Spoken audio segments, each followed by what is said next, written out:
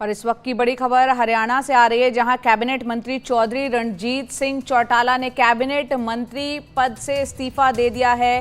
रानिया विधानसभा से बीजेपी द्वारा टिकट नहीं देने से वो खफा हुए और उन्होंने अपना इस्तीफा दे दिया है।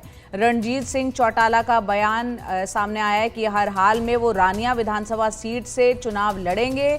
उनका कहना है कि बीजेपी ने मुझे डबवाली से चुनाव लड़ने का ऑफर दिया था, लेकिन मैंने ठुकरा दिया और रोड शो दिखाकर अपना शक्ति प्रदर्शन करने की बात वो यहाँ पर कर रहे हैं। और साथ ही कह रहे हैं कि भले ही किसी दूसरी पार्टी से लड़ूं या आज़ाद उम्मीदवार के तौर पर चुनाव लड़ूं, लेकिन लड़ूंगा ज़रूर।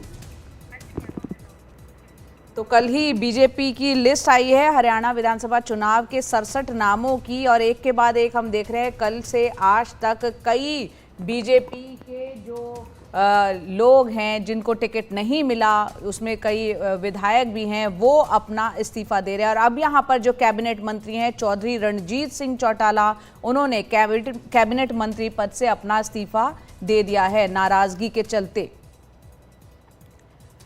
गुरप्रीत हमारे सहयोगी ज्यादा अपडेट के साथ हमारे साथ जुड़ रहे हैं। गुरप्रीत, पहले भी कई राज्यों में चुनाव में बीजेपी विधायकों मंत्रियों के टिकट कटते रहे हैं, लेकिन हरियाणा में इतनी नाराजगी की वजह, कल लिस्ट आई और उसके बाद इस्तीफों की बौछार लग गई है, खुलकर नाराजगी जाहिर की जा रही है। जी गुरप्रीत। बिल्कुल, अगर बात करें तो लगातार टिकट आने के बाद लगातार जो रिबेलियंस है, जो रिबेल्स है, वो इस्तीफे दे रहे हैं। यहाँ पे हमने देखा है कि सबसे बड़ी रणजीत चौटाला जो पावर मिनिस्टर भी रहे हैं सरकार में, उन्होंने भी अपना इस्तीफा दे दिया और उन्होंने एक ऐलान कर दिया कि बीजेपी मुझे डबवाली से टिकट दे रहे थे, लेकिन मैं इंडिपेंडेंट इलेक्शन लड़ूंगा। पहले भी ये इंडिपेंडेंट थे, उसके बाद इनको मिनिस्टर बनाया गया और बाद में बीजेपी से मेंबर पार्लियामेंट हिसार से भी लड़े थे, लेकिन ये हार गए थे।